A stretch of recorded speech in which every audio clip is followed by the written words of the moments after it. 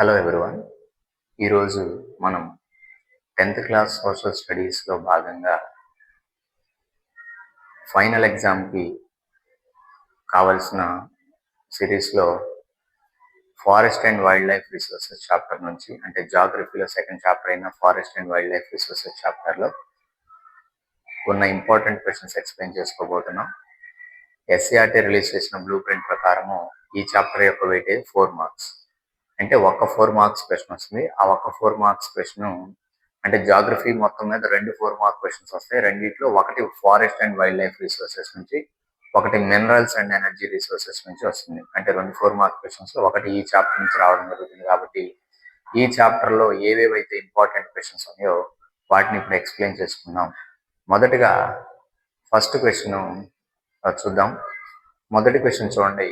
In which year wildlife protection act was implemented? In which year wildlife protection act was implemented? మీరు గమనిస్తే ఇది 1 mark question. యాక్చువల్గా ఒక single వర్డ్లో ఉంది.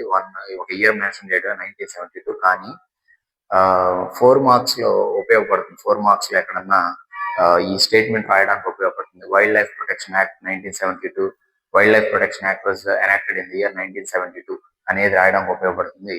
ఇది ఎక్కడ ఉపయోగపడుతుందో నేను ముందు నేను చూపిస్తాను. నెక్స్ట్ క్వశ్చన్లో చూపిస్తాను. అయితే మనకి ఫైనల్ ఎగ్జామ్లో 4 మార్క్స్ వెయిటేజ్ ఎగ్జాక్ట్గా ఫాలో అవుతారు. కానీ మనకి స్కూల్స్లో జరిగే ఫార్మేటివ్ అసెస్మెంట్స్లో కానీ సమ్మేటివ్ అసెస్మెంట్స్లో కానీ వెయిటేజ్ ఫాలో అవ్వకుండా ఎక్కడి నుంచి అయినా క్వశ్చన్స్ అడిగే అవకాశం ఉంది, అడిగే ఛాన్సెస్ ఉన్నాయి. సో ఎఫ్ఏస్కి ఉపయోగపడాలంటే మనం పాఠాన్ని క్షుణ్ణంగా చదువుకోవాలి. కాబట్టి ఈ రాసిన నోట్స్ అంతా ఎక్స్ప్లెయిన్ చేసుకుందాం. వీటిలో 4 మార్క్స్ క్వశ్చన్స్ ఏమేమి ఇంపార్టెంట్ అవి నేను ఒక 5 నుంచి 6 టిక్ చేస్తాను. అవి మీరు ఫైనల్గా చదువుకుంటే సరిపోతుంది. ఆ 4 నుండి 6 క్వశ్చన్స్లోనే ఒక క్వశ్చన్ ఖచ్చితంగా రావడానికి అవకాశం ఉంది. ఖచ్చితంగా ఈ 4 నుంచి 6 క్వశ్చన్స్లోనే వస్తుంది. ఫస్ట్ ఈ క్వశ్చన్ చూద్దాం. చూడండి. In which year wildlife protection act was implemented? ఏ ఇయర్లో wildlife protection act implement చేశారు? 1972. గుర్తుపెట్టుకోవాలి. Wildlife protection act was done in the year 1972, implemented in the year 1972. Next question observe చేయండి. Next question. In which year project tiger launched? మనకి project tiger అనే ఒక పాలసీని launch చేశారు. అంటే tigers యొక్క పాపులేషన్ ని ప్రొటెక్ట్ చేసుకోవాలి, టైగర్స్ ని ప్రొటెక్ట్ చేసుకోవాలన్న ఉద్దేశంతో central government in the year 1973. చాలా ఇంపార్టెంట్. ప్రాజెక్ట్ టైగర్ అనగానే మనము 1973 అనుకోవాలి. In which year project tiger launched? Project tiger was launched in the year 1973. Next question. What are the major threats to tiger population? Tiger population decrease అవ్వడానికి కారణాలు ఏంటి? ఒకప్పుడు ఇండియాలో చాలా టైగర్స్ ఉండేవి. ఇప్పుడు టైగర్ పాపులేషన్ తగ్గిపోయింది. కారణాలు ఏంటి? టైగర్ పాపులేషన్ ఎందుకు తగ్గుతుంది? అంటే టైగర్స్ ఎందుకు ఎక్కువగా చనిపోతున్నాయి, లేదా టైగర్స్ నంబర్ ఎందుకు తగ్గింది? చూడండి, 4 రీజన్స్ రాసుకున్నట్టు మనము. మొదటిది పోచింగ్ ఫర్ ట్రేడ్. అమ్ముకోవడం కోసము వాటిని చంపేస్తున్నారు. ఒక first reason. Next, shrinking habitat. వాటి హ్యాబిటాట్ తగ్గిపోతుంది. అంటే అవి నివసించే ఏరియాని తగ్గిపోవడం వల్ల, ఇండస్ట్రియలైజేషన్ జరగటము, అర్బనైజేషన్ జరగడం వల్ల ఫారెస్ట్ యొక్క ఏరియా తగ్గిపోవడం. ఫారెస్ట్ ఏరియా తగ్గిపోతే ఆటోమేటిక్గా దాని హ్యాబిటాట్ అదే. కాబట్టి ష్రింకింగ్ హ్యాబిటాట్ అనేది సెకండ్ రీజన్ అనమాట. Shrinking habitat is the second reason for decreasing the tiger population అనుకోవచ్చు. థర్డ్ పాయింట్ చూద్దాం. థర్డ్ పాయింట్ వచ్చేసరికి డిప్లీషన్ ఆఫ్ ప్రే. అంటే ప్రే అంటే ఆహారం. దాని ఆహారం తగ్గిపోవడం. అంటే అది తినే ఆహారం తగ్గిపోవడం. ఫర్ ఎగ్జాంపుల్ దాని ఆహారం మనం ఏమనుకోవచ్చు? డియర్స్, ఫారెస్ట్ యానిమల్స్ ని ఇది వేటాడి చంపుకొని తింటది. అట్లా వేటాడి చంపుకొని తింటానికి దానికి ఆహారం తగ్గిపోవడం వల్ల కూడా వీటి నంబర్ తగ్గిపోతుంది. ఇది మూడో కారణం. నాలుగో కారణం చూస్తే గ్రోయింగ్ హ్యూమన్ పాపులేషన్ పెరగడం వల్ల ఫారెస్ట్ ఏరియాను కూడా ఆక్రమించేసి ఆ ప్లేస్లో విలేజెస్ వస్తున్నాయి. ఫారెస్ట్ కి దగ్గరగా ఉన్న విలేజెస్ ఎక్స్పాండ్ అవ్వటము, పాపులేషన్ పెరగడం వల్ల ఎక్స్పాండ్ అవ్వటం వల్ల ఈ టైగర్ పాపులేషన్ కి ఎఫెక్ట్ అవుతుంది. సో ఈ 4 కారణాలు మనము టైగర్ పాపులేషన్ ఎందుకు తగ్గుతుంది అనే దానికి రాసుకోవచ్చు. ఇంకోసారి చూడండి క్వశ్చన్ ఏమంటున్నాడు? What are the major threats to tiger population తగ్గడానికి థ్రెట్స్, టైగర్ పాపులేషన్ థ్రెట్ రావడానికి కారణాలు ఏంటి? 4 కారణాలు రాసుకున్నాం. నెక్స్ట్ క్వశ్చన్ చూడండి, write the locations of the following. ఈ కింద ఇచ్చిన నేషనల్ పార్క్స్ కానీ టైగర్ రిజర్వ్స్ కానీ ఉన్నాయి, వాటి లొకేషన్ అంటే అది ఏ స్టేట్ లో ఉంది? ఇంపార్టెంట్. 4 ఇచ్చి మ్యాచింగ్ అడగొచ్చు, లేదా 4 ఇచ్చి fill in the blank type లో కూడా అడగొచ్చు. సేమ్ లేదంటే ఇదే క్వశ్చన్ లాగా కూడా అడగొచ్చు. చూడండి, ఏ నేషనల్ పార్క్ ఏ స్టేట్ లో ఉంది, లేదంటే ఏ టైగర్ రిజర్వ్ ఏ స్టేట్ లో ఉంది. ఇంపార్టెంట్ చాలా. చూడండి, మొదటిది gym Corbett national park. Gym Corbett national park కన్నా ఒకటే. Gym Corbett national park is in Uttarakhand. గుర్తుపెట్టుకోవాలి, చాలా important. Gym Corbett national park is in Uttarakhand.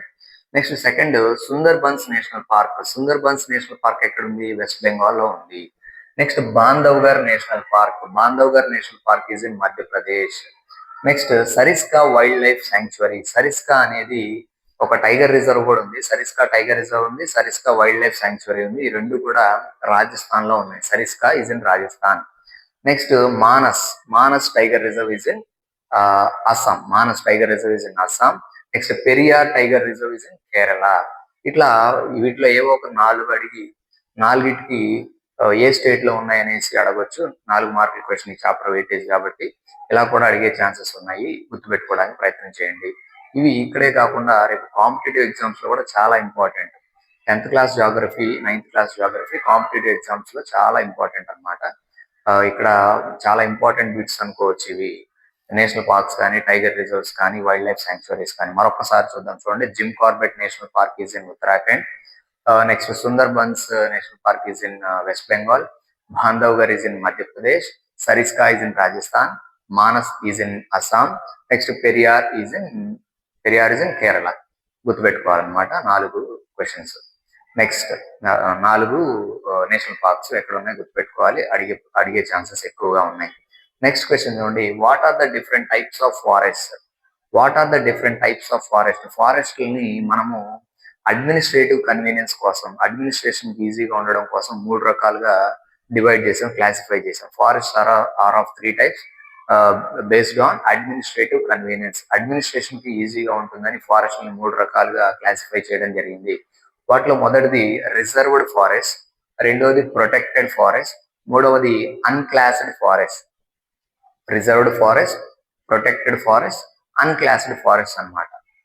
ఈ మూడింటిని ఇట్లానే మీరు కూడా ఒక ఫ్లో చార్ట్ లాగా గీస్తే ఎగ్జామినర్ కి మంచి ఇంప్రెషన్ పడుతుంది. కాబట్టి ఇలానే గీయడానికి ప్రయత్నం చేయండి. చూడండి, forest are classified into 3 types. 3 types గా క్లాసిఫై చేశాము.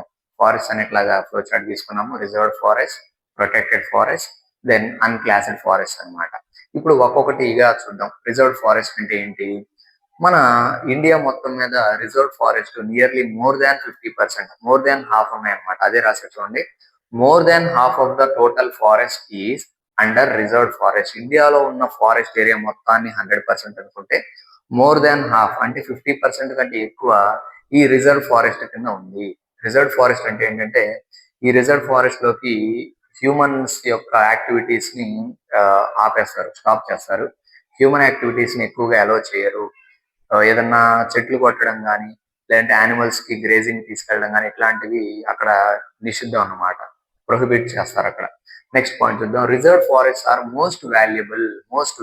మన టెక్స్ట్ బుక్ లో ఈ 2 స్టేట్మెంట్స్ ఉన్నాయి. వీటిలో మ్యాచింగ్ టైప్ లో కన్నా అడిగితే ఇది అడుగుతాడు. Reserve forest are most valuable అన్నమాట. ఈ 3 టైప్స్ ఆఫ్ ఫారెస్ట్ లో ఏ type of forest most valuable అని అడుగుతాడు. The most valuable forest is reserved forest. గుర్తుపెట్టుకోవాలి. నెక్స్ట్ ప్రొటెక్టెడ్ ఫారెస్ట్ అన్నమాట. ప్రొటెక్ట్ చేశారు వీటిలో. దీంట్లో కొంచెం అలో చేస్తారు మనుషుల్ని, అంటే హ్యూమన్ యాక్టివిటీస్ కొంచెం అలో చేస్తారు, కానీ ఎక్కువగా డ్యామేజ్ జరగకుండా చూసుకోవాలి ఫారెస్ట్ కి. చూడండి, ప్రొటెక్టెడ్ ఫారెస్ట్ అంటే ఏంటో చూద్దాం. 1/3 of the total forest is protected forest. 1/3 అంటే 33%. ఇందాక ఒక 50 కంటే ఎక్కువ పర్సెంట్ ఏమో రిజర్వ్ ఫారెస్ట్ అనుకున్నాం. ఇప్పుడు ఒక 33% ప్రొటెక్టెడ్ ఫారెస్ట్ అనమాట. అదొక 50+ అన్నాడు కాబట్టి 55 అనుకోండి. 55 ఇది ఒక 33, 88 అంటే సుమారు 90% ఈ 2 ఫారెస్ట్లకే అయిపోతుంది. Reserve forest, protected forest. మిగిలిన 10% మాత్రమే ఆ మిగిలిన అన్క్లాసిడ్ ఫారెస్ట్ అనమాట. చూడండి, ప్రొటెక్టెడ్ ఫారెస్ట్ అంటే 1/3 of the total forest is protected forest. Next, this is protected from any further డెప్లీషన్. ఇది ఎందుకు ప్రొటెక్ట్ చేశారంటే ఇది ఆల్రెడీ డెప్లీషన్ అవుతుంది, ఇది ఆల్రెడీ తగ్గిపోతుంది ఈ ఫారెస్ట్ ఏరియా, ఇంకా తగ్గకుండా ఉండడం కోసం దీన్ని ప్రొటెక్ట్ చేస్తారనమాట. ఈ ప్రొటెక్టెడ్ ఫారెస్ట్ అని కింద దీన్ని ప్రొటెక్టెడ్ ఫారెస్ట్ కింద క్లాసిఫై చేశారు. నెక్స్ట్, అసలు క్లాసిఫై చేయని ఫారెస్ట్ ని అన్క్లాసిడ్ ఫారెస్ట్ అంటాం. దీన్ని క్లాసిఫై చేయలేదు. ఈ రెండు పోగా, రిజర్వ్డ్ ఫారెస్ట్, ప్రొటెక్టెడ్ ఫారెస్ట్ పోగా ఏదైతే మిగిలిందో దాన్ని మనం అన్క్లాసిడ్ ఫారెస్ట్ అనుకోవాలి. చూడండి, these are other forest and waste lands. Waste lands అనమాట. అటు ఇరిగేషన్ కి వాడరు, ఇటు ఫారెస్ట్ ఏరియా దీన్ని దేనికి వాడరు అనమాట. అంత ఎక్కువ వాల్యుబుల్ రిసోర్సెస్ దీంట్లో దొరకవు, అందుకని దీన్ని క్లాసిఫై చేయలేదు. దీంట్లో యాక్టివిటీస్, హ్యూమన్ యాక్టివిటీస్ కూడా అలౌ చేస్తారు, కోచింగ్ ని అలౌ చేస్తారు. దీన్ని మనం ఏమనుకోవాలంటే అన్క్లాసిడ్ ఫారెస్ట్ అనుకోవాలి. So forest are of 3 types based on the administrative convenience: reserved forest, protected forest and unclassed forest. ఒక్కొక్క దానికి 2 పాయింట్లు రాసుకుంటూ పోతే సరిపోతుంది. గుర్తుపెట్టుకోండి, ఏ 4 మార్క్స్ క్వశ్చన్ అయినా సరే కనీసం 4 పాయింట్స్ ఉండాలి. 4 పాయింట్స్ కంటే ఎక్స్ట్రా ఉంటే ఉన్నా పర్లేదు, కానీ 4 కి తగ్గకూడదు. 4 పాయింట్స్ ఉంటే 4 మార్క్స్ ఇస్తారు. సో 4 పాయింట్స్ తగ్గకుండా రాయడానికి ప్రయత్నం చేయండి. ఈ ఫ్లో చార్ట్ వేయండి. రిజర్వ్డ్ ఫారెస్ట్ లో 2 పాయింట్స్ చదువుకోండి, ఇక్కడ 2 పాయింట్స్, ఇక్కడ 1 పాయింట్, 5 పాయింట్స్ అయినాయి. ఇక మీరు ఎగ్జామ్ లో గుర్తు రాకపోయినా ఇక్కడ ఒక పాయింట్, ఇక్కడ ఒక పాయింట్ ని మనం ఇగ్నోర్ చేయొచ్చు. అప్పుడు 4 పాయింట్స్ అవుతాయి కాబట్టి 4 మార్క్స్ ఇచ్చేస్తారు. ఇది క్లాసిఫికేషన్ ఆఫ్ ఫారెస్ట్ అన్నమాట. ఇది కూడా ఇంపార్టెంట్ క్వశ్చన్, గుర్తుపెట్టుకోండి. Next question, Chipko movement. Chipko movement గురించి నెక్స్ట్ క్వశ్చన్. మన టెక్స్ట్ బుక్ లో చిప్కో మూవ్మెంట్ గురించి ఇవ్వడం జరిగింది. రైట్ అబౌట్ చిప్కో మూవ్మెంట్ అని అడిగితే డిస్క్రైబ్ అబౌట్ చిప్కో మూవ్మెంట్ అని కూడా అడుగుతాడు. దాని నుంచి 4 పాయింట్స్ రాయగలగాలి మనం, 4 మార్క్స్ కాబట్టి. ఇప్పుడు చిప్కో మూవ్మెంట్ గురించి మనం ఏ 4 పాయింట్స్ రాయాలో గమనిద్దాం. First point, Chipko movement is forest conservation movement. Chipko movement అనేది అసలు దేనికి రిలేటెడ్ అయిన మూవ్మెంట్ అంటే ఫారెస్ట్ కన్జర్వేషన్, ఫారెస్ట్ ని కాపాడుకోవడానికి జరిగిన ఒక మూవ్మెంట్, ఒక ఉద్యమం అనుకోవచ్చు. రెండో point, this movement resisted deforestation. ఈ మూవ్మెంట్ స్టార్ట్ చేయడం వల్ల డిఫారెస్టేషన్ ని రెసిస్ట్ చేయగలిగాము, ఆపగలిగాము. And community afforestation. ఈ ఈ ఈ మూవ్మెంట్ ఇంకోటి దేన్ని సపోర్ట్ చేసిందంటే కమ్యూనిటీ అఫారెస్టేషన్, అంటే కమ్యూనిటీ మొత్తం కూడా కలిసి, ప్రజలందరూ కలిసి అఫారెస్టేషన్, చెట్లు పెంచే కార్యక్రమాన్ని ప్రోత్సహించింది. అటు చెట్లు నరికే కార్యక్రమాన్ని డిస్కరేజ్ చేయడంతో పాటుగా, రెసిస్ట్ చేయడంతో పాటు, ఆపడంతో పాటుగా చెట్లు పెంచే కార్యక్రమాన్ని ప్రోత్సహించింది చిప్కో మూవ్మెంట్ అన్నమాట. చూడండి, next point, the word Chipko means hugging. Chipko అనే దానికి ఎగ్జాక్ట్ మీనింగ్ హగ్గింగ్, హత్తుకోవడం. హత్తుకోవడం, చెట్లను హత్తుకోవడం అంట. చెట్లని హత్తుకోవడాన్ని హగ్గింగ్ ద ట్రీస్. చిప్కో అనే దానికి ఎగ్జాక్ట్ మీనింగ్ హగ్గింగ్ అన్నమాట. ఈ చిప్కో మూవ్మెంట్ ని దగ్గరుండి నడిపించిన వ్యక్తి ఉన్నారు, Sunderlal Bahuguna. Sunderlal Bahuguna is a pioneer of the Chipko movement. Chipko movement ని ముందుకు నడిపించిన వ్యక్తి పేరు సుందర్లాల్ బహుగుణ. అది కూడా 4th పాయింట్ లో మెన్షన్ చేసి ఒకసారి చూద్దాం. The movement was led by Sunderlal Bahuguna. ఆ మూవ్మెంట్ కి లీడర్ ఎవరంటే సుందర్లాల్ బహుగుణ అన్నమాట. మనం ఏం రాసుకున్నాం చూడండి, చిప్కో మూవ్మెంట్ అనేది ఒక ఫారెస్ట్ కన్జర్వేషన్ మూవ్మెంట్ అని రాసుకున్నాము. ఈ మూవ్మెంట్ వల్ల ఏం జరిగింది, డిఫారెస్టేషన్ ఆపగలిగామని అనుకున్నాము. అఫారెస్టేషన్, చెట్లు పెంచడాన్ని ప్రోత్సహించింది అని చెప్పుకున్నాము. నెక్స్ట్ మూడో పాయింట్, చిప్కో అంటే మీనింగ్ ఏంటి, అసలు హగ్గింగ్ అని రాసుకున్నాము. నెక్స్ట్ 4th పాయింట్, ఈ చిప్కో మూవ్మెంట్ కి లీడర్ ఎవరు, సుందర్లాల్ బహుగుణ అని రాసుకున్నాము. చాలు, 4 పాయింట్స్, 4 మార్క్స్, 4 పాయింట్స్ సరిపోతాయి అన్నమాట. చిప్కో మూవ్మెంట్ కూడా చాలా ఇంపార్టెంట్ క్వశ్చన్. ఇది కూడా ఎక్కువగా చదవడానికి ప్రయత్నం చేయండి. మీకు ఈజీగా చేయడం కోసము చాట్ జీపీటీ వేరియస్ రిసోర్సెస్ నుంచి కన్సైజ్డ్ పాయింట్స్ ప్రతి క్వశ్చన్ కి 4 పాయింట్స్ రాయడం జరిగింది. మీరు ఇంతకు మించి ఎక్కువ చదవడం అవసరం లేదు. ఇంతకు మించి ఏదేదో ఒక 10 లైన్లు రాద్దాం, 15 లైన్లు రాద్దాం అని అనుకోవాల్సిన అవసరం లేదు. Just 4 points is enough for 4 marks question. Next question చూడండి, write about joint forest management. చాలా ఇంపార్టెంట్ అన్నాడు. JFM, joint forest management. Joint forest management అంటే ఏంటో క్లుప్తంగా అసలు చెప్తాను వినండి. క్లుప్తంగా చెప్తాను, బ్రీఫ్ గా చెప్తాను వినండి. Joint forest management. జాయింట్ అంటే కలిసి, ఎవరెవరు కలిసి, గవర్నమెంట్ ప్లస్ ప్రజలు కలిసి ఫారెస్ట్ ని మేనేజ్ చేసుకోవాలి. అది జాయింట్ ఫారెస్ట్ మేనేజ్మెంట్ అంటే. గవర్నమెంట్ ప్లస్ ప్రజలు ఇద్దరు కలిసి మేనేజ్ చేసుకోవాలి. చెట్లుని మనము కన్సర్వ్ చేయకపోతే అవి అంతరించిపోయే ప్రమాదం ఉంది. వాటిని కొట్టేసే ప్రమాదం ఉంది. డిఫారెస్టేషన్ చేసే ప్రమాదం ఉంది. కాబట్టి దానికోసం జాయింట్ ఫారెస్ట్ మేనేజ్మెంట్ అని 1988లో గవర్నమెంట్ ఒక పాలసీ తీసుకొచ్చింది. ఒక ప్రోగ్రామ్ తీసుకొచ్చింది. ఈ జాయింట్ ఫారెస్ట్ మేనేజ్మెంట్ ద్వారా ఏం చేస్తారంటే ఒక ఏరియాలో ఒక ఫారెస్ట్ లో అక్కడ లోకల్ గా ఉన్న కమ్యూనిటీస్ కి ఆ చెట్లని ఆ ఫారెస్ట్ ని కన్సర్వ్ చేసుకునే బాధ్యత అప్పచెప్తారు. ఈ 3 చెట్లు ఈ ఫ్యామిలీలో ఉన్న వాళ్ళు ప్రొటెక్ట్ చేయాలి. ఈ 4 చెట్లు ఈ ఫ్యామిలీలో ఉన్న వాళ్ళు ప్రొటెక్ట్ చేయాలని ఒక్కొక్కరికి ఒక్కొక్క బాధ్యత అప్పచెప్తారు. ఆ ఫారెస్ట్ ని కన్సర్వ్ చేసినందుకు, ఆ చెట్టుని పెంచినందుకు, ఆ చెట్టు నుంచి వచ్చే ఫ్రూట్స్ కానీ, ఇంకేదైనా వెజిటేబుల్స్ కానీ, లేదంటే ఆ చెట్టుని ఇన్ కేస్ అమ్మినప్పుడు కానీ, ఏదన్నా చేసినప్పుడు కానీ, ఏదన్నా అమౌంట్ వస్తే దాన్ని ఇవ్వడం కానీ, లేదంటే ఆ చెట్టుని పెంచినందుకు గవర్నమెంట్ కొంత సపోర్ట్ ఇవ్వడం కానీ, అలవెన్సెస్ ఇవ్వడం కానీ, ఇట్లాంటివి చేస్తూ ఉంటుంది అనమాట government. So joint forest management, joint గా గవర్నమెంట్ ప్లస్ కమ్యూనిటీస్, కొంత ట్రైబల్ పీపుల్ అనుకోవచ్చు, అక్కడ ఎక్కువగా ట్రైబల్ పీపుల్ ఉంటారు, వీళ్ళు కమ్యూనిటీస్ కలిసి జాయింట్ గా దాన్ని మేనేజ్ చేయడాన్ని జాయింట్ ఫారెస్ట్ మేనేజ్మెంట్ అంటాము. ఇది 1988లో గవర్నమెంట్ ఈ ప్రోగ్రామ్ తీసుకురావడం జరిగింది. ఇది అన్నమాట దాని సమ్మరీ. ఇప్పుడు మనం ఏమి 4 పాయింట్స్ రాయాలో చూద్దాం. చూడండి, joint forest management involves local communities. Local గా ఉన్న కమ్యూనిటీస్ ఇన్వాల్వ్ చేస్తారు జాయింట్ ఫారెస్ట్ మేనేజ్మెంట్ లో. Next, these local communities manage and work for restoration of degraded forest. Degrade అవుతున్న ఫారెస్ట్ తగ్గిపోతుంది, ఫారెస్ట్ ఏరియా తగ్గిపోతున్న దాన్ని వీళ్ళు ఇన్వాల్వ్ అయ్యి, ఆ లోకల్ కమ్యూనిటీస్ ఇన్వాల్వ్ అయ్యి దాన్ని ప్రొటెక్ట్ చేస్తారు, రీస్టోర్ చేస్తారు. పాత విధానం తీసుకొస్తారు. అంటే అంతకుముందు ఇప్పుడు ఫారెస్ట్ డెప్లీట్ అవుతా ఉంది, దాన్ని వాళ్ళు కన్సర్వ్ చేసి ఫారెస్ట్ ఇంకాస్త పెరిగేటట్లుగా వాళ్ళు చర్యలు తీసుకుంటారనమాట అక్కడ ఉన్న లోకల్ కమ్యూనిటీస్. దీనికి గాను గవర్నమెంట్ కొంత వాళ్ళకి ఇన్సెంటివ్స్ ఇస్తుంది, లేదంటే ఆ ఫారెస్ట్ లో దొరికే మైనర్ ఫారెస్ట్ ప్రొడ్యూస్ వీళ్ళకి అందిస్తుంది, కొంత డబ్బు ఇస్తుంది, కొన్ని వెల్ఫేర్ స్కీమ్స్ వీళ్ళ కోసం ఇవ్వటము, ఈ ఫారెస్ట్ కన్సర్వ్ చేస్తున్నందుకు గాను ఇట్లా కొన్ని కార్యక్రమాలు వాళ్ళ కోసం చేస్తుంది అనమాట ఈ జేఎఫ్ఎం ప్రోగ్రామ్ లో భాగంగా. Next, this program existed since 1988. ఈ ప్రోగ్రాము ఏ ఇయర్ నుంచి స్టార్ట్ చేశారు, ఏ ఇయర్ నుంచి ఉందంటే 1988 నుంచి ఈ ప్రోగ్రామ్ అనేది స్టార్ట్ అయింది, ఇంప్లిమెంట్ అవుతుంది.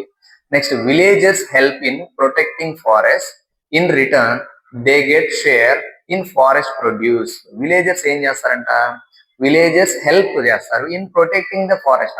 ఆ ఫారెస్ట్ ని ప్రొటెక్ట్ చేయడంలో విలేజర్స్ హెల్ప్ చేస్తారు. ఇన్ రిటర్న్ వాళ్ళకి రిటర్న్ గా ఏమొస్తుంది, వాళ్ళు ప్రొటెక్ట్ చేసినందుకు వాళ్ళకి రిటర్న్ వాళ్ళకి ఏంటి లాభం ఏంటి అంటే they get share in the forest produce. ఆ ఫారెస్ట్ లో ఏదన్నా ఫారెస్ట్ ప్రొడ్యూస్ అమ్మినప్పుడు కొంత షేర్ వీళ్ళకి ఇస్తారనమాట ఈ కమ్యూనిటీస్ కి. ఇదన్నమాట జాయింట్ ఫారెస్ట్ మేనేజ్మెంట్ గురించి 4 పాయింట్లు రాసుకున్నాము. 4 పాయింట్లు 4 చదివేసి 4 పాయింట్లు రాయాలి అనుకున్నాం కదా. 4 మార్క్స్ 4 పాయింట్స్. నెక్స్ట్ క్వశ్చన్ చూద్దాం. నెక్స్ట్ క్వశ్చన్ చూద్దాం. నెక్స్ట్ క్వశ్చన్ చూడండి, right scientific names for mango and tamarind.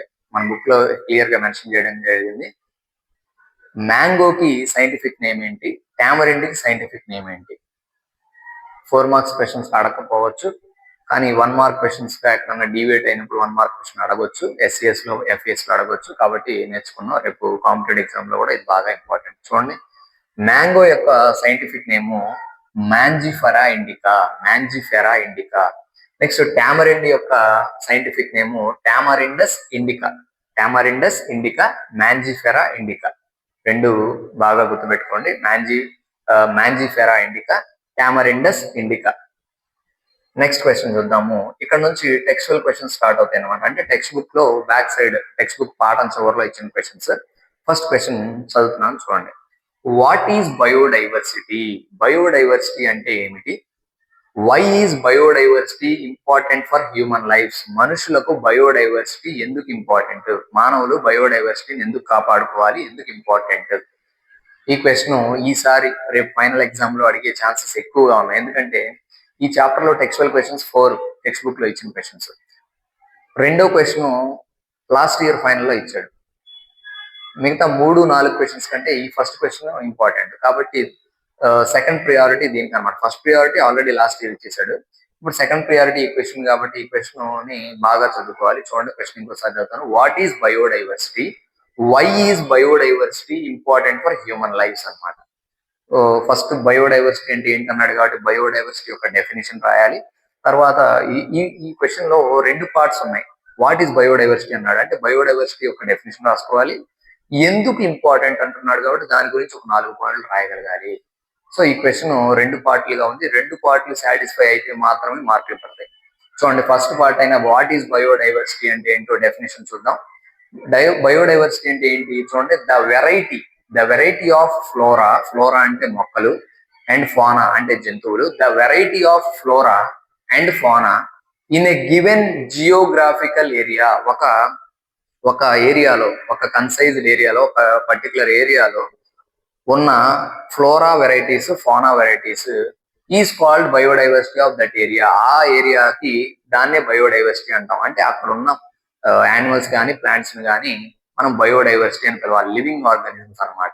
ఒక ఏరియాలో ఉన్న లివింగ్ ఆర్గానిజమ్స్ ఆ ఏరియా యొక్క బయోడైవర్సిటీ అనమాట.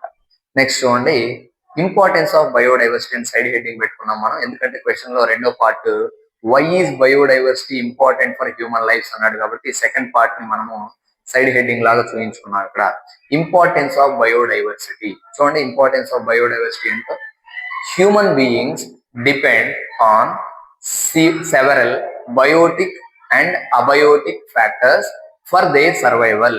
మనము మనుషులము, హ్యూమన్ బీయింగ్స్ చాలా బయోటిక్ ఫ్యాక్టర్స్ మీద, అంటే ప్రాణం ఉన్న ఫ్యాక్టర్స్ మీద, అబయోటిక్ ప్రాణం లేని ఫ్యాక్టర్స్, చాలా బయోడైవర్సిటీలో ఉన్న కొన్ని ఫ్యాక్టర్స్ మీద మనము డిపెండ్ అయి ఉన్నాం. కాబట్టి బయోడైవర్సిటీ ఇంపార్టెంట్ అని రాసాం ఫస్ట్ పాయింట్. సెకండ్ పాయింట్ చూడండి, humans are directly using some resources from the environment. Environment లో మనం డైరెక్ట్ గా కొన్ని రీసోర్సెస్ ని మనం యూజ్ చేస్తున్నాం. కొన్ని రీసోర్సెస్ మనం చూసి, ఫర్ ఎగ్జాంపుల్ మెడిసినల్ ప్లాంట్స్ తీసుకోండి, సర్పగంధ, తులసి, ఇలాంటి మెడిసినల్ ప్లాంట్స్ ఉన్నాయి. అవి కూడా ప్లాంట్స్, అంటే ఫ్లోరాని, ఆ ఏరియాలో దొరికే ఫ్లోరాని మనం మన కోసం వాడుకుంటున్నాం. కాబట్టి బయోడైవర్సిటీ అనేది ఇంపార్టెంట్, కాపాడుకోవాలి అనే దానికి ఒక పాయింట్ రాసుకున్నాం అన్నమాట. చూడండి ఇంకోసారి ఈ point, humans are directly using, మనం యూజ్ చేస్తున్నాం some resources from the environment నుంచి కొన్ని రీసోర్సెస్ మనం యూజ్ చేసుకుంటున్నాం. కాబట్టి బయోడైవర్సిటీ ఇంపార్టెంట్ అని అర్థం అనమాట. Next, many of our foods and medicines come from plants and animals. మనం వాడే చాలా ఫుడ్స్ కానీ, మనం తినే చాలా ఫుడ్ మెటీరియల్స్ కానీ, మెడిసిన్స్ కానీ ప్లాంట్స్ నుంచి, యానిమల్స్ నుంచి ఎక్కువగా వస్తాయి. కాబట్టి బయోడైవర్సిటీ ఇంపార్టెంట్ అనేది దీని అర్థం అనమాట. నెక్స్ట్ పాయింట్, బయోడైవర్సిటీ హెల్ప్ చేస్తుందంట ఏ విషయంలో, in pollination and maintaining healthy soil యొక్క హెల్త్ కాపాడడంలో. నెక్స్ట్, పాలినేషన్ జరగడంలో, అంటే ప్లాంట్స్, కొత్త ప్లాంట్స్ తయారవ్వాలంటే ఒక ఫ్లవర్ లో నుంచి ఇంకో ఫ్లవర్ లోకి ఈ పాలెన్ గ్రెయిన్స్ అనేవి ట్రాన్స్ఫర్ అవ్వాలి. ఈ పాలెన్ గ్రెయిన్స్ ట్రాన్స్ఫర్ అవ్వాలి అంటే కొన్ని ఇన్సెక్ట్స్, ఫర్ ఎగ్జాంపుల్ బటర్ఫ్లై, ఇక్కడ ఉన్న పాలెన్ గ్రెయిన్స్ ని ఇంకొక ఫ్లవర్ మీదకి తీసుకెళ్ళడం వల్ల అక్కడ పాలినేషన్ అనే ప్రాసెస్ జరిగి కొత్త ప్లాంట్స్ కొత్త ప్లాంట్స్ వస్తాయన్నమాట. దీన్ని పాలినేషన్ అంటారు. ఈ బయోడైవర్సిటీ పాలినేషన్ కి సహాయపడుతుంది, ప్లస్ హెల్దీ సాయిల్ మెయింటైన్ చేయడానికి సహాయపడుతుంది. 4 పాయింట్స్ రాసుకున్నాము, బయోడైవర్సిటీ డెఫినేషన్ రాసుకున్నాము. చివరిలో కంక్లూజన్ ఒక పాయింట్ రాసాం చూడండి. హెన్స్, కాబట్టి వీ కెన్ సే దట్, మనము ఏం చెప్పొచ్చు అంటే biodiversity is important for human life. Biodiversity అనేది మనుషుల జీవితానికి చాలా ఇంపార్టెంట్ అని చెప్పుకోవచ్చు అని రాసాం అనమాట. ఇది ఎక్కడో మీరు సొంత కవిత్వం రాయనవసరం, క్వశ్చన్ లోనే ఉంది. ఏం రాసాం, వీ కెన్ సే దట్ మాత్రమే మనం యాడ్ చేసాం. Biodiversity is important for human life, question లోనే ఉంచుకోండి అది, biodiversity important for human life.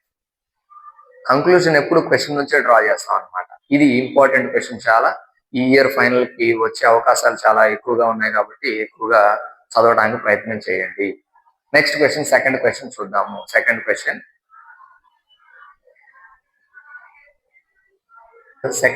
చూడండి. సెకండ్ క్వశ్చన్ ఇది లాస్ట్ ఇయర్ ఫైనల్ ఎగ్జామ్ లో, అంటే మీ సీనియర్స్ ఫైనల్ ఎగ్జామ్ లో అడిగిన క్వశ్చన్ ఇదే, 4 మార్క్స్ కోసము. ఈ క్వశ్చన్ ని ఇప్పుడు ఎక్స్ప్లెయిన్ చేసుకున్నాం. క్వశ్చన్ చదువుతాను, జాగ్రత్తగా అబ్జర్వ్ చేయండి. How have human activities affected the depletion of flora and fauna. Flora అంటే మొక్కలు, ఫానా అంటే జంతువులు, ఇవి తగ్గిపోవడానికి మనుషులు ఎలా కారణము, మనుషులు ఏం చేయటం వల్ల ఈ ఫానా తగ్గుతున్నాయి, డెప్లీట్ అవుతున్నాయి, అంటే తగ్గడం, డిక్రీజ్ అవ్వడం. ఎందుకు తగ్గుతున్నాయి కారణాలు ఇప్పుడు మనం ఎక్స్ప్లెయిన్ చేసుకుందాం.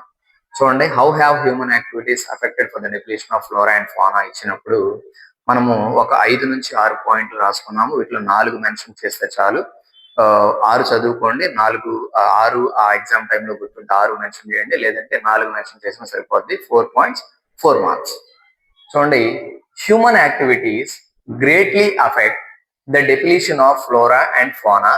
Here are some of them. ఏం రాసుకున్నాం ఇక్కడ? నిజమే, హ్యూమన్ యాక్టివిటీస్, కొన్ని యాక్టివిటీస్ మనం చేయటం వల్ల ఈ ఫ్లోరా ఫానా డెప్లీట్ అవుతున్నాయి. ఇదిగో నేను కూడా కొన్ని రాశాను, కొన్ని పాయింట్స్ రాశాను. ఇవి ఈ కారణాల వల్ల ఫ్లోరా ఫానా డెప్లీట్ అవుతున్నాయి అని రాశాను అనమాట. Here are some of them. First the deforestation. Deforestation చేయడం వల్ల, అంటే చెట్లు ఎక్కువగా అడవులు నరికి వేయడం వల్ల ఫ్లోరా ఎక్కువగా దెబ్బతింటుంది. ఫ్లోరా అంటే మొక్కలు. చూడండి, దాని కింద మళ్ళీ ఒక పాయింట్ రాసుకున్నాము. కటింగ్ డౌన్, కట్ చేయడం వల్ల, అంటే అడవులు నరికివేయడం వల్ల. Cutting down trees for agriculture. దేనికోసం కట్ చేస్తున్నాము? ఫారెస్ట్ కొట్టేసి ఆ ప్లేస్ లో అగ్రికల్చర్ చేసుకుంటున్నాం. And for buildings, construction activities కోసము. అండ్ రోడ్స్, డెవలప్మెంటల్ యాక్టివిటీస్ కోసం మనము ట్రాన్స్పోర్టేషన్ పెంచడం కోసం రోడ్స్ వేస్తున్నాం ఫారెస్ట్ ఏరియాస్ లో. అప్పుడు చెట్లు కొట్టేస్తున్నాం. అదే రాశాను చూడండి. Cutting down trees for agriculture కోసం, బిల్డింగ్స్ కోసం అండ్ రోడ్స్ కోసము మనం చెట్లు నరికివేసినప్పుడు ఫారెస్ట్లు డిస్ట్రాయ్ అయిపోతున్నాయి. ఫారెస్ట్లు డిస్ట్రాయ్ అంటే ఆటోమేటిక్ గా ఫ్లోరా ఎఫెక్ట్ అయినట్టే కదా. మన క్వశ్చన్ అదే, ఫ్లోరా ఎందుకు ఎఫెక్ట్ అవుతుంది, ఫానా ఎందుకు ఎఫెక్ట్ అవుతుంది. సో ఫస్ట్ పాయింట్ డిఫారెస్ట్రేషన్ అనమాట. సెకండ్ పాయింట్ వచ్చేసి పొల్యూషన్. పొల్యూషన్ వల్ల ఏం ఎఫెక్ట్ అవుతున్నాయి చూడండి. Air pollution, water pollution and soil pollution harms both plants and animals. Air pollution కానీ, వాటర్ పొల్యూషన్ కానీ, సాయిల్ పొల్యూషన్ కానీ జరగడం వల్ల ప్లాంట్స్ దెబ్బతింటున్నాయి, యానిమల్స్ దెబ్బతింటున్నాయి. అంటే ఫ్లోరా దెబ్బతింటుంది, ఫానా దెబ్బతింటుంది అని రాసాం. Pollution is one of the major factor which cause threat to the environment అనమాట. నెక్స్ట్ పాయింట్ వచ్చేసి ఓవర్ ఎక్స్ప్లాయిటేషన్. అంటే రీసోర్సెస్ ని ఉన్నాయిలే అనేసి ఎక్కువగా ఎక్స్ప్లాయిట్ చేసి వాడేసుకోవడం. చూడండి, ఎక్సెసివ్ హంటింగ్, ఎక్కువగా హంటింగ్ చేయడం, యానిమల్స్ ని ఎక్కువగా హంటింగ్, పోచింగ్ చేయడము. నెక్స్ట్ ఫిషింగ్ ఎక్కువగా చేయడము. అండ్ కటింగ్ ఆఫ్ ట్రీస్ ని ఎక్కువగా కట్ చేయడం వల్ల ఏమవుతుంది? ఆ స్పీషీస్ తగ్గిపోతాయి. ఆ స్పీషీ యొక్క పాపులేషన్ తగ్గిపోతుంది. స్పీసీస్ అంటే ఆ జంతువుల యొక్క రకాలు, ఆ మొక్కల యొక్క రకాలు తగ్గిపోయే ప్రమాదం ఉంది. సో ఓవర్ ఎక్స్ప్లాయిటేషన్ కూడా చేయకూడదు అనమాట. ఓవర్ ఎక్స్ప్లాయిటేషన్ ద్వారా 3 పాయింట్స్ చెప్పుకున్నాం. డిఫారెస్ట్రేషన్ చేయడం వల్ల ఫ్లోరాకి ఎఫెక్ట్. నెక్స్ట్ సెకండ్, పొల్యూషన్ వల్ల రెండింటికి, ఫ్లోరాకి ఫోనాకి. Third point is over exploitation. ఎక్కువగా ఉన్న రిసోర్సెస్ ని ఎక్కువ ఎక్స్ప్లాయిట్ చేయడం కూడా డేంజర్ అనమాట ఫ్లోరాకి ఫోనాకి. నెక్స్ట్ పాయింట్ వచ్చేసి క్లైమేట్ చేంజ్. మనము విపరీతంగా ప్లాస్టిక్స్ వాడడం వల్ల క్లైమేట్ చేంజ్ అవుతుంది. క్లైమేట్ చేంజ్ అవడం వల్ల కూడా ఫ్లోరాకి ఫోనాకి ఎఫెక్ట్ అవుతాయి. ఎలా ఎఫెక్ట్ అవుతాయో చూద్దాం. చూడండి, గ్రీన్ హౌస్ గ్యాసెస్ రిలీజ్ అవడం వల్ల, green house gases like sulphur dioxide, carbon monoxide, ఇవన్నీ ఎయిర్ లోకి రిలీజ్ అవ్వడం వల్ల గ్లోబల్ వార్మింగ్ జరిగి ఫ్లోరాని ఫోనాని ఎఫెక్ట్ చేస్తున్నాయి. గ్లోబల్ వార్మింగ్ జరిగి భూగోళం వేడెక్కడం వల్ల ఫ్లోరాకి ఫోనాకి ఎఫెక్ట్ అవుతుంది. Next point, industrialisation. ఏమనుకున్నాం? ఇండస్ట్రియలైజేషన్ ఎక్కువ జరిగితే ఏమవుతుంది? ఇండస్ట్రీస్ కోసం చెట్లు కొట్టేస్తారు. ఆ ఇండస్ట్రీస్ నుంచి ఫినిష్డ్ గూడ్స్ వెళ్ళడం కోసం రోడ్స్ వేస్తారు. ఆ రోడ్స్ కోసం ఫారెస్ట్లు కొట్టేస్తారు. నెక్స్ట్ హ్యూమన్ యాక్టివిటీస్ ఎక్కువ జరుగుతాయి. ఇండస్ట్రీస్ స్టార్ట్ చేశారంట ఫారెస్ట్ ఏరియాలో, హ్యూమన్ యాక్టివిటీస్ ఎక్కువ జరుగుతాయి. ఈ హ్యూమన్ యాక్టివిటీస్ జరిగినప్పుడు, హ్యూమన్స్ అలౌ చేసినప్పుడు ఫారెస్ట్ లోకి ఆటోమేటిక్ గా యానిమల్స్ ఎఫెక్ట్ అవుతాయి. యానిమల్స్ వాటి యొక్క హ్యాబిటాట్ తగ్గిపోతుంది. ఈ అన్ని కారణాల వల్ల ఏమవుతుందంటే ఫ్లోరా ఫోనాకి రెండింటికి ఎఫెక్ట్ అవుతుంది. రోడ్స్ వేయడానికి, ఇండస్ట్రీస్ కట్టడానికి ఇటువైపు ఫారెస్ట్ ని కొట్టేస్తున్నాం, ఫ్లోరా ఎఫెక్ట్ అవుతుంది. యానిమల్స్ తిరగాల్సిన ప్లేస్ లో హ్యూమన్ ఎంట్రీ వల్ల, హ్యూమన్స్ తిరగడం వల్ల యానిమల్స్ కూడా ఇబ్బంది పడే ప్రమాదం ఉంది. సో ఇవన్నీ కారణాలు అనమాట. ఇవన్నీ కూడా, ఈ 5 పాయింట్లు కూడా మనకి హ్యూమన్ యాక్టివిటీస్ అనమాట. మనం చేసే పనులు, హ్యూమన్స్ చేసే పనులు ఫ్లోరాని ఫోనాని ఎలా ఎఫెక్ట్ చేస్తున్నాయి అంటే ఈ 5 పాయింట్లు రాసుకుంటే సరిపోతుంది. 5లో 4 మెన్షన్ చేస్తే చాలు. నెక్స్ట్ క్వశ్చన్ చూద్దాం. ఈ నెక్స్ట్ క్వశ్చన్ ఇప్పుడు మనం చూడబోయే క్వశ్చన్ మనకి SA1 లో అడిగారు. SA1 లో అడిగారు. SA1 లో 4 మార్క్స్ లో ఫస్ట్ క్వశ్చన్ ఇది అడిగారు. Describe how communities have conserved and protected protected forest and wild life in India. ఇండియాలో కొందరు కమ్యూనిటీస్ కలిసి ఫారెస్ట్ ని వైల్డ్ లైఫ్ ని కాపాడుకున్నారు. ఆల్రెడీ కాపాడుకున్నారు. ఎలా కాపాడుకున్నారో చెప్పండి అనేది అనమాట ఈ క్వశ్చన్ యొక్క సారాంశం, క్వశ్చన్ యొక్క మీనింగ్. ఇప్పుడు ఏం రాస్తే ఈ క్వశ్చన్ మంచి మార్కులు పడతాయో చూద్దాం. చూడండి, ఆన్సర్ చూడండి. ఇన్ ఇండియా, ఇండియాలో, క్వశ్చన్ లోని ఇండియా అని ఉన్నాడు కాబట్టి ఇండియాలో జరిగింది మాత్రమే రాయాలి. In India communities used several conservation programs to protect forest and wildlife. Forest ని వైల్డ్ లైఫ్ ని కాపాడుకోవడానికి ఇండియాలో కొన్ని కమ్యూనిటీస్ కలిసి కొన్ని ప్రోగ్రామ్స్ చేపట్టాయి, కన్జర్వేషన్ ప్రోగ్రామ్స్. అవి చేపట్టడం వల్ల ఇండియాలో ఫారెస్ట్ వైల్డ్ లైఫ్ ని ప్రొటెక్ట్ చేసుకున్నారు. అవి ఏమిటంటే ఇక్కడ కింద మెన్షన్ చేయడం జరిగింది. మొదటిది చిప్కో మూమెంట్. ఇందాక ఒక 4 మార్క్స్ క్వశ్చన్ చూసాం ఆల్రెడీ. చిప్కో మూమెంట్ అంటే ఏంటి? హగ్గింగ్ ద ట్రీస్ అనమాట. Hugging the trees to stop deforestation. అదే రాసుకున్నాం. ఇప్పుడు చూడండి మొదటి క్వశ్చన్. చిప్కో మూమెంట్ అంటే ఏంటి? People hug trees to stop deforestation. అడవుల్ని కొట్టివేయటం ఆపాలి అంటే, అడవులను కొట్టివేయటాన్ని ఆపడానికి సుందర్లాల్ బహుగుణ లీడర్షిప్ లో కొంతమంది అక్కడ ఉన్న కమ్యూనిటీస్ ఏం చేశాయంటే ఫారెస్ట్ ని హగ్ చేసుకున్నాయి. అంటే ఈ ఫారెస్ట్ ని కొట్టేయొద్దని ఫారెస్ట్ ని కట్ చేయడానికి వచ్చినప్పుడు ఇలా ఫారెస్ట్ ని హగ్ చేసుకున్నారనమాట. అంటే వాళ్ళు ఆ ఫారెస్ట్ మీద ఉన్న ప్రేమని చూపించారు. తద్వారా అప్పుడు డిఫారెస్ట్రేషన్ ఆపేశారనమాట. దానికి ఆ మూమెంట్ యొక్క పేరే చిప్కో మూమెంట్ అనమాట. చిప్కో మీన్స్ హగ్గింగ్ అనమాట. People hug trees to stop deforestation. Next second point, joint forest management, JFM 1988 అనుకున్నామంట. జాయింట్ ఫారెస్ట్ మేనేజ్మెంట్, ప్రజలు ప్లస్ గవర్నమెంట్ ఇద్దరు కలిసి ఫారెస్ట్ ని మేనేజ్ చేసుకుంటారు, కన్జర్వ్ చేసుకుంటారు. తద్వారా వాళ్ళకి ఇన్ రిటర్న్ ఏమొస్తుందంటే అక్కడ ఉన్న కమ్యూనిటీస్ కి అక్కడ ఉన్న మైనర్ ఫారెస్ట్ ప్రొడ్యూస్ ఏదన్నా సోల్డ్ చేసినప్పుడు వచ్చిన దాంట్లో వీళ్ళకి కొంత షేర్ ఇస్తారు.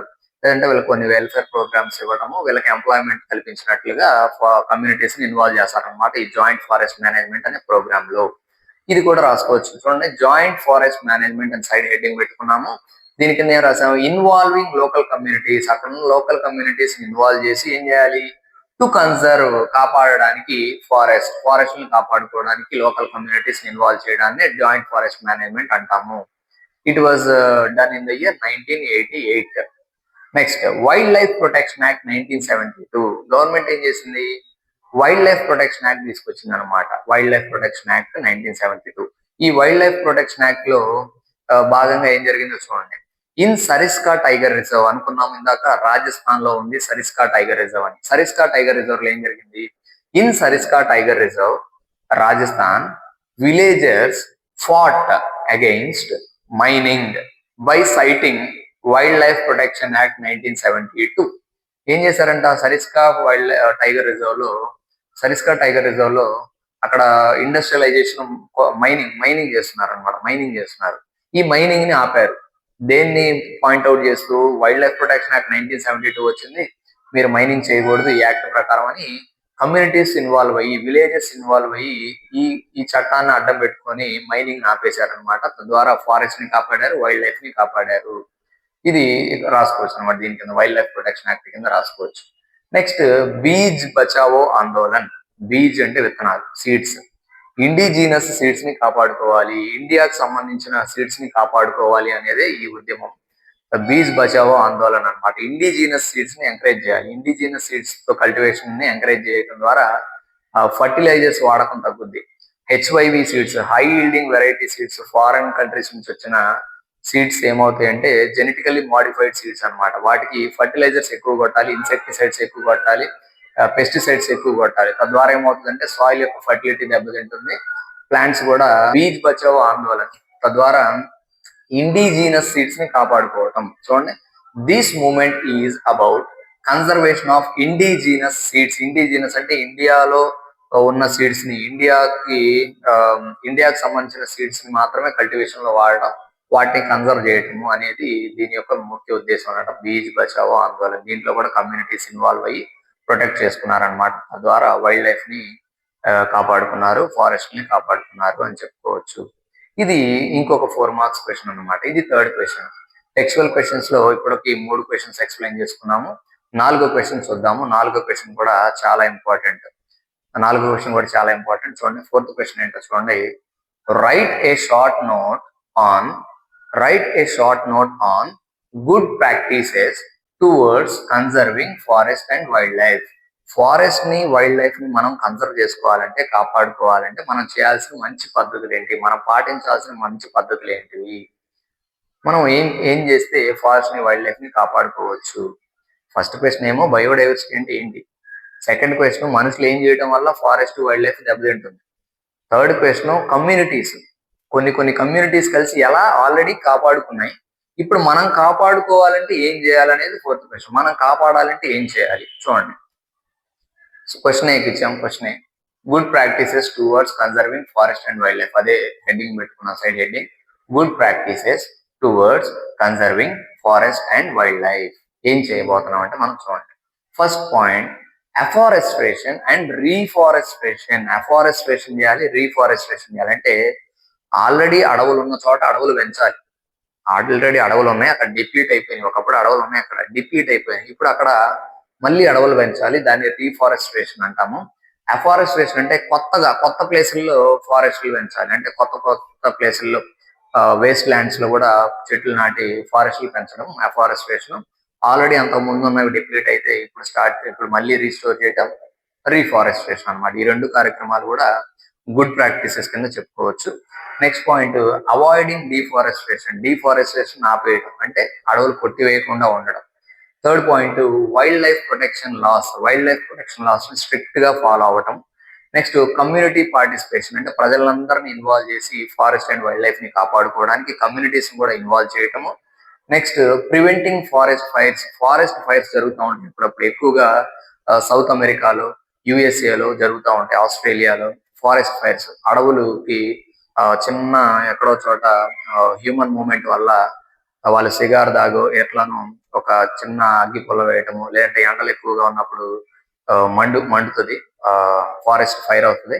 అది కాస్త కార్చిచ్చు ఫారెస్ట్ మొత్తం తగలబడిపోతుంది అనమాట. తద్వారా ఫారెస్ట్ ఏరియా కోల్పోయే ప్రమాదం ఉంది. కాబట్టి మనం ఏం చేయాలి?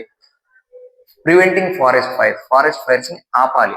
ఫారెస్ట్ ఫైర్స్ జరగకుండా మనము చర్యలు తీసుకోవాలి. Next controlling poaching and illegal trade. జంతువుల్ని చంపేయకుండా ఇల్లీగల్ గా వేరే దేశాలకు అమ్మకుండా మనము వాటిని ప్రొటెక్ట్ చేసుకోవాలి. మంచి లాస్ తీసుకొచ్చి వాటికి స్ట్రిక్ట్ రూల్స్ తీసుకురావాలన్నమాట. నెక్స్ట్ హ్యాబిటాట్ ప్రొటెక్షన్, దాని హ్యాబిటాట్ ని కాపాడుకోవాలంటే ఫారెస్ట్ ఏరియా తగ్గకుండా, డిక్రీజ్ అవ్వకుండా చూసుకోవాలన్నమాట. Next reducing the use of forest products మనం చాలా యూజ్ చేస్తాం. ఆ ఫారెస్ట్ ప్రొడక్ట్స్ ప్లేస్ లో వేరే ప్రొడక్ట్స్ యూజ్ చేసి ఆల్టర్నేటివ్స్ చూడాలన్నమాట. ఎందుకు ఫారెస్ట్ ప్రొడక్ట్స్ వాడాలంటే ఫారెస్ట్ ని కొట్టేయాల్సి వస్తుంది. వాటి మీద డిపెండ్ అయినప్పుడు ఆటోమేటిక్ అవి డిప్లీట్ అయిపోతాయి. అందుకోసం మనం ఫారెస్ట్ ప్రొడక్ట్స్ కి ఆల్టర్నేటివ్ గా వేరే ప్రొడక్ట్స్ వాడుకున్నప్పుడు మనము ఫారెస్ట్ ని, వైల్డ్ లైఫ్ ని ప్రొటెక్ట్ చేసుకోవచ్చు అనమాట. ఇవి ఈ 4 క్వశ్చన్లు అనమాట. ఈ టెక్స్చువల్ 4 క్వశ్చన్లు మాత్రం ఎగ్జామ్కి వెళ్ళేటప్పుడు 100% చదువుకొని వెళ్లాల్సిందే. వీటితో పాటు అదనంగా ఇంకేం చదువుకోవాలంటే, వీటితో పాటు అదనంగా క్లాసిఫికేషన్ ఆఫ్ ఫారెస్ట్ చదువుకోవాలి. క్లాసిఫికేషన్ ఆఫ్ ఫారెస్ట్, ఇది క్వశ్చన్ అనమాట. Different types of forest, classification of forest చదువుకోవాలి ఒక ప్రశ్న. నెక్స్ట్ చిప్కో మూవ్మెంట్ గురించి అడిగినప్పుడు 4 పాయింట్లు రాయగలగాలి కాబట్టి ఇది చదువుకోవాలి.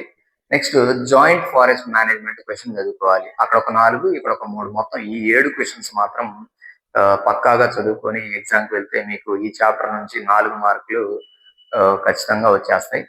కాబట్టి ఈ 7 క్వశ్చన్లే చదవండి. రేపు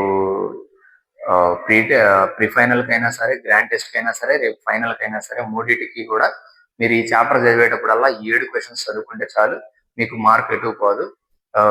నెక్స్ట్ చాప్టర్ పీడిఎఫ్, ఈ చాప్టర్ యొక్క పీడిఎఫ్ నేను డిస్క్రిప్షన్ లో అటాచ్ చేస్తాను. దాన్ని డౌన్లోడ్ చేసుకొని చదువుకోండి. మీరు కూడా నోట్స్ రాసుకోండి. 1కి 4 సార్లు ఒకసారి రాసి 4 సార్లు చదువుకుంటే ఎక్కువగా గుర్తుంటుంది. నెక్స్ట్ థర్డ్ చాప్టర్ అయిన వాటర్ రిసోర్సెస్ చాప్టర్ లో ఏ క్వశ్చన్స్, దాని వెయిటేజ్ ఎంత, ఆ చాప్టర్ లో ఏ క్వశ్చన్స్ చదువుకోవాలి, వాటి ఎక్స్ప్లెనేషన్ నెక్స్ట్ వీడియోలో చూద్దాం. Until then, bye, all the best all of you.